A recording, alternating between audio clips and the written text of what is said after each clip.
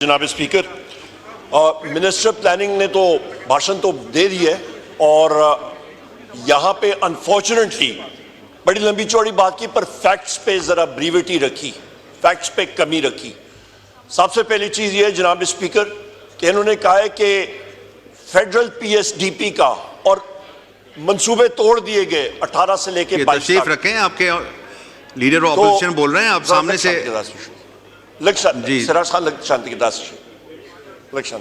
मेहरबानी।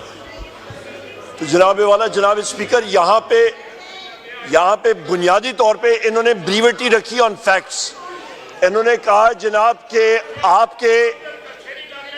आपके जनाब वाला इन्होंने कहा कि प्रोविंसेस में भेज दिए गए प्रोजेक्ट्स या वहां पे इन्होंने डिवाइड किया। मेंबरान से गुजारिश है तशरीफ रखें, बहुत इंपॉर्टेंट बात कर रहे हैं। उनका जेन्युइन केस है, फाटा के हवाले से बहुत जरूरी केस है। सबसे अहम बात यह है कि इनको यह बुरा लगता है कि ये प्रोजेक्ट सूबों में लगे। हमारे दौर पे बलोचिस्तान पैकेज आया, सिंध के लिए आया, पंजाब के लिए आया, केपी के लिए आया, मर्ज डिस्ट्रिक्ट्स के लिए आया, उसको कंप्लीट किया, उसको आगे हम लोग लेके जा रहे थे। इन्होंने तो आगे जाके उसको कट किया। इन्होंने मुतवातर ये लोग ये प्रोजेक्ट्स कट कर रहे हैं जनाब स्पीकर। तो लिहाजा इसका आंसर दे, बजाय सूबों को उनका हक दे। ये तो मजीद कट कर रहे हैं। बहुत शुक्रिया। सवाल आ गया। ये अपनी सीटों पे तशरीफ रखें जनाब। ऑनरेबल मेंबर्स से गुजारिश है, सीटों पे बड़ा इंपॉर्टेंट क्वेश्चन आवर चल रहा है जी। रूल्स को वायलेट नहीं करें जी। Minister planning, honourable minister for planning जी।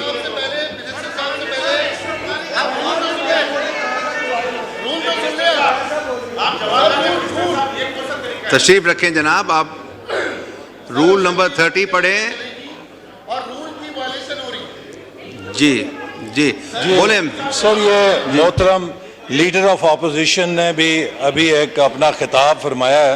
मैं भाषण तो नहीं कहूँगा, मैं खिताब ही कहूँगा, मेरी वोकैबुलरी ज़रा फ़र्क है।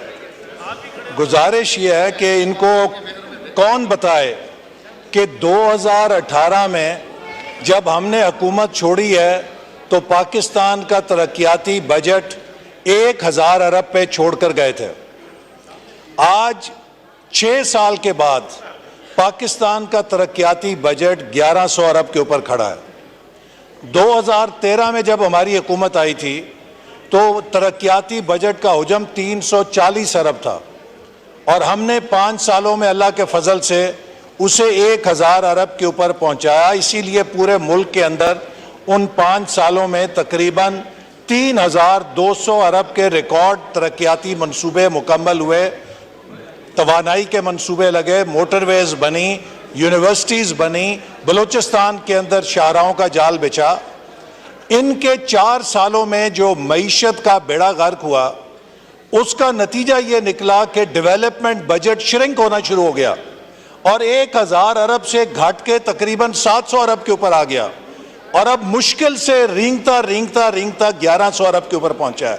अगर पाकिस्तान की तरक्की की तबाही की कोई हुकूमत जिम्मेदार है तो वही लोग जो उसको तबाह करके गए हैं यहाँ पे खड़े होकर हमें इल्ज़ाम देते हैं, किसी और को इल्ज़ाम दें तो इसके ऊपर तो यही कहा जा सकता है चोर मचाए शोर, और क्या कह सकते हैं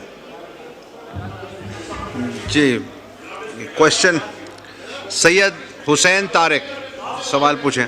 सूफ वजीर प्लानिंग ये बताएं कि जिस वक्त पाकिस्तान तहरीक इंसाफ की हुकूमत के खिलाफ वोट ऑफ कॉन्फिडेंस हमारा हुआ था 11 अप्रैल को, उस साल आखिर में जिस वक्त इकोनॉमिक सर्वे शाया हुई तो ग्रोथ रेट इकोनॉमिक सर्वे में क्या शाया हुई और उसके बाद इसहाक डार जिस वक्त फाइनेंस मिनिस्टर था तो उस वक्त अगले साल क्या ग्रोथ रेट शाया हुई। बहुत शुक्रिया जी। इज़हारुल हसन का आप रिस्पॉन्ड करेंगे जी। Minister for planning.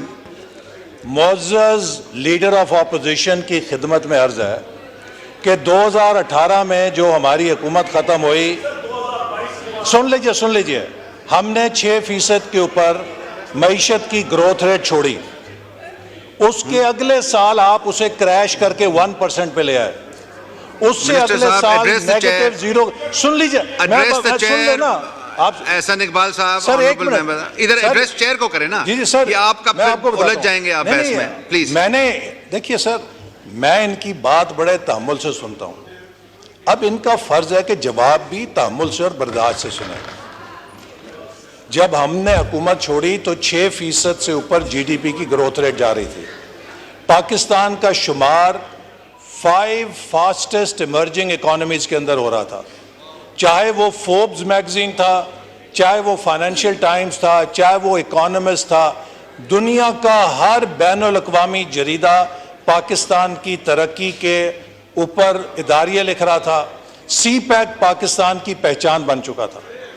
2018 میں انہوں نے آ کر جو یو ٹرن لیا ان پالیسیز پہ, اس کا پہلا نشانہ یہ ہوا کہ گروتھ ریٹ 6% سے گر کے 1% پہ آئی. اس کے بعد دوسرا نشانہ یہ بنا کہ -0 پہ چلی گئی.